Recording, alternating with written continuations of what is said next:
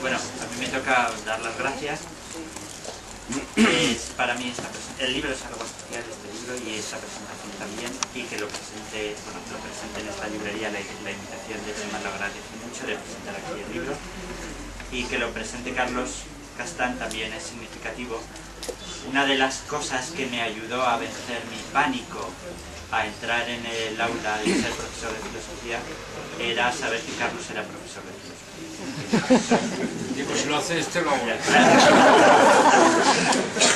Yo, en cierto modo, siempre, aún sin saberlo de los pasos de Carlos, y incluso lo he imitado, he sido fan en muchos ámbitos, y es verdad, y eso es así. Y creo que incluso cierto perfume de lo que hoy se llamaría políticamente incorrecto que puede haber en el libro, que no es algo que yo haya buscado premeditado, pero que está, creo que esa fragancia viene también en buena medida de mis contactos y mis cenas con Carlos Castán. Así que esto vaya por delante. Creo que el libro, como ha indicado Carlos, no pretende transmitir un sistema filosófico o algo así. Yo no valdría para eso, ni tampoco me gustan ese tipo de libros. Creo que es un libro que... Recuerdo un texto de Umbral que hablaba de Zubiri, escribía una conversación, bueno, Umbral estaba intentando leer a Zubiri. Zubiri es un metafísico español, jesuita, oscurísimo y muy difícil de leer. Y entonces Umbral llevaba ya un montón de páginas y entonces escribía en su diario: a la mierda Zubiri. Creo que esa es la actitud ante un texto filosófico, es decir, si no es inteligible, el problema no es que tú no lo entiendas, sino que él no se ha sabido entender, porque realmente todas las cosas profundas, entre comillas, de la vida se pueden decir con lenguaje llano, porque es que si no además nos estarían diciendo a las personas comunes, y yo me incluyo en ellas, que nuestra vida es fracasada, porque realmente nuestro lenguaje, nuestro intelecto no da para acceder a un mundo donde se desvela no se sabe qué profundidades, ¿no? Entonces, en ese sentido, yo me considero un lector de Montaigne y de toda la tradición ensayística que ha hecho Europa, y que es una tradición pues bastante asequible al lector medio. Yo, desde luego, puedo haber escrito tonterías, pero creo que las puede entender cualquiera, ¿no? En ese sentido. Y también creo que el libro, si algún valor tiene, quizá no sean tanto las opiniones. Escribía hoy un blog: es un libro de opiniones, como si fuese algo malo. Pues sí, dice, opiniones todo el mundo las tiene, como el culo. O sea, todo el mundo tiene una opinión sobre algo, pues sí, pero es que educar y leer, que crear una opinión cuesta mucho. Es decir, y para eso yo a mis alumnos se los digo, cuando se quejan de que tienen que estudiar cosas de filosofía, no estáis aquí para salir técnicos de repuesto en las profesiones que requieren personal cualificado, sino personas que tengan una opinión fundada el día de mañana. Entonces, dentro de ese debate de opiniones, pues yo he contado lo que me he visto en el trance de tener que defender públicamente durante estos años en un aula. Y creo que en ese sentido, lo escribía en la reseña que publicó Carlos y me gustó mucho el otro día en el Heraldo de Aragón, que hay como un leitmotiv,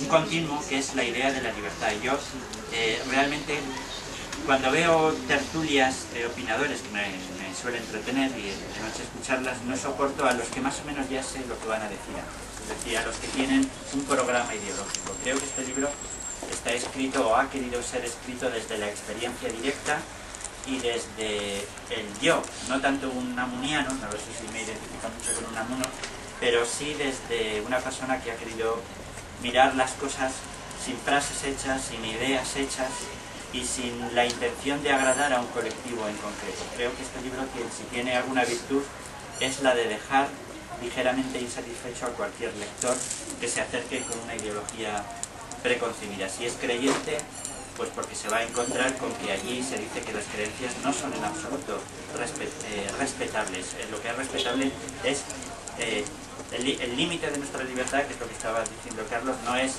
las creencias del otro, eso es la libertad del otro. Las creencias a menudo no tienen nada de respetable.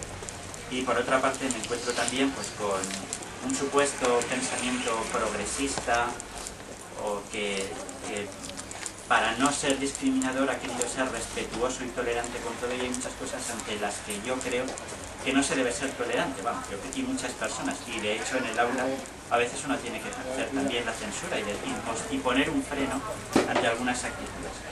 Tengo que decir que el libro, en cierto modo, tiene su germen en Huesca. Cuando estaba aquí de director del Heraldo de Huesca, estuvo de la edición de Huesca Rafael Bardají, pues fue el que me invitó a escribir artículos. Yo justo era cuando empecé a dar clases, y empecé a hacer una serie de artículos, como ha indicado Chema, que tenían ya un perfil un poco distinto a lo que yo venía escribiendo, de un perfil más ensayístico, filosófico, y de allí después pues han salido, el punto de partida fueron esos artículos que se publicaron en Huesca, y por eso también me hace especial ilusión presentar el libro aquí. Me decía, bueno, hablaba Carlos de la salud, pues critico algunas cosas que hoy se entienden como salud social, es una palabra que da un poco de miedo, o cuento algunas, me doy cuenta de que muchas de las cosas que he escrito en el libro me han creado pequeños conflictos con mis compañeros profesores, pero yo creo que son pequeños. Por ejemplo, escribí sobre el peligro que hay, por ejemplo, cuando se dice, ha habido una catástrofe, tantos muertos, no sé qué dice, y entonces el locutor dice, como para alivio de todos, unidades de psicólogos han salido a atender a los pacientes, ¿no? Como si y digo, hombre, eso a lo mejor está bien, porque yo que sé, hay personas que necesitan, pero es un consuelo, pero es un consuelo no clínico, aparte de que le des una pastilla porque tiene una urgencia, pero hay ahí un límite que infringe el respeto, yo diría incluso. Luego me he enterado que la profesora que da clase enfrente de mí, que es la profesora de lengua y literatura con la que me llevo muy bien, secreta y filantrópicamente se dedica a eso. Y así con cada uno de los profesores he ido creando alguna clase de incomodidad que vengo resolviendo en estos últimos días. Pero escribir es eso, creo que lo llevamos todos bien. Realmente los profesores y las personas que normalmente más se molestan en los libros no es por salir mal, sino por salir poco. Porque el género humano es así de vanidoso, y no solo los escritores lo somos, sino también los que aparecen en los libros.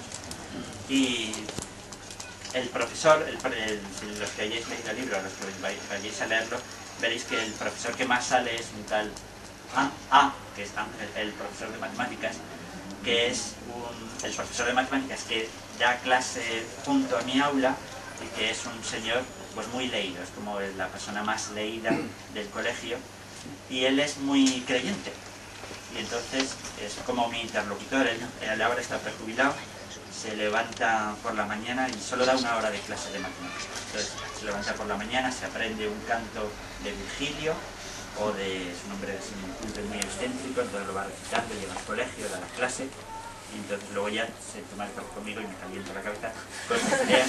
Y este hombre, bueno, en realidad el libro se puede leer como una versión de Don Camilo, con el ateo que está hablando, pues sería casi una versión. Él entonces defiende, curiosamente él es el de ciencias, y defiende una postura abiertamente creyente, y yo que se supone el de humanidades y más cercano a la teología y estas materias, defiendo una postura de no creyente, o al menos de no creyente en lo que él cree. Y él me decía esta mañana, dice, ¿qué? ¿Ya te vas a predicar? Porque lo dice irónicamente y con un poco de retranca en eso, porque dice que todos los filósofos pues somos unos predicadores y unos curas, y pensaba ahora, digo, es que en la medida, es verdad, es algo bueno, en cierto modo, que el ámbito de la moral ya no esté, o de la política, sería por supuesto, esté vinculada a la creencia religiosa, y que todos tengamos que hablar sobre estas cosas. Y cada vez es más normal, y a mí me ha tocado ya alguna vez ejercer, pues que en funerales, en ceremonias civiles, el papel que hacía el sacerdote, pues ahora sale personas a hablar, bueno, como las pelis inglesas, ¿no? Y Y bueno, yo eso no lo veo mal, creo que está bien, y el libro un poco va también contra las zonas prohibidas, igual que en el planeta de los simios. No sé si os acordáis, la antigua, la nueva es horrorosa, no la veis a ver. Sí, sí. La que han hecho los clientes de la visita, no sé si la han estrenado en muchos. Y la que sale en la Estatua de la Libertad, decía, no, esta es la zona prohibida, aquí no se puede entrar. Bueno, pues el libro, en cierto modo, es un libro contra la zona prohibida, contra lo no nombrable, o lo que se debe nombrar de una manera estereotipada o no hablada. No quiere decir esto que el libro sea un libro relativista en ese sentido, o, bueno, no sé, lo de... Sí, bueno, pues lo de que empecé a escribir sobre estas cuestiones aquí en Huesca, tenía un profesor que se llamaba Alejandro Llano, decía, realmente uno no sabe lo que piensa hasta que se pone a escribirlo. O sea, no es al revés, sino que, y eso tiene algo de verdad, es verdad. Uno de pronto se pone a escribir y eso le obliga a llevar una serie de reflexiones y puntos de partida con los que no contaba, y eso creo que a mí me ha pasado. Creo que estoy muy en deuda con mis amigos, con las personas que me han rodeado en este tiempo en el que he escrito este libro, de las conversaciones que he tenido con Carlos, con Feliz Romeo, de los que han ido leyendo estos manuscritos, Eva. Creo que este es un libro que está muy en deuda con la vida que he tenido en estos años, y creo que ha sido una buena vida, en el sentido de que creo que he estado muy acompañado y muy bien acompañado. Y no sé qué más. Y bueno, y también, ya que están aquí mis padres, también les quiero agradecer la contribución que de algún modo también tienen en este libro, con la paciencia que han tenido conmigo en todas las cosas que me he ido equivocando sistemáticamente en la vida, y todo lo que me han facilitado el que yo estudiase filosofía, que cambiase de carrera en un determinado momento. Creo que el espíritu de libertad que hay en el libro quiere tenerlo, que está también un poco en deuda. Y ¿qué más? Muchas gracias. No sé si queréis decir algo.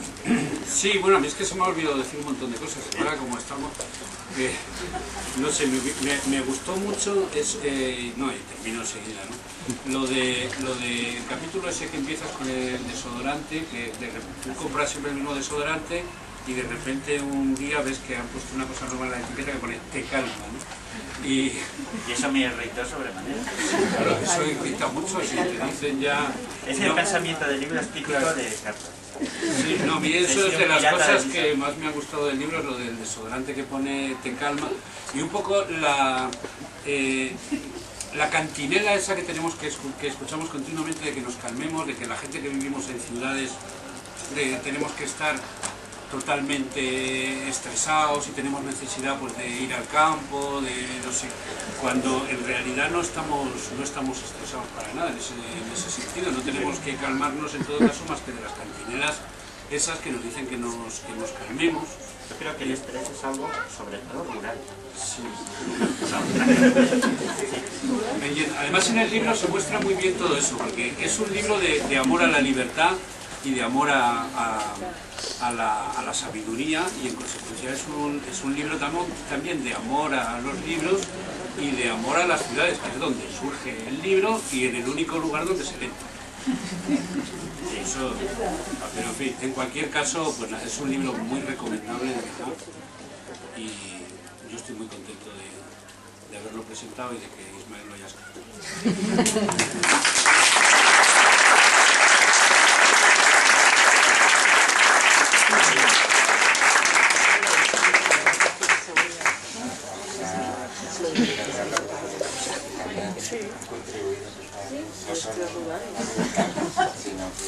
Más bien,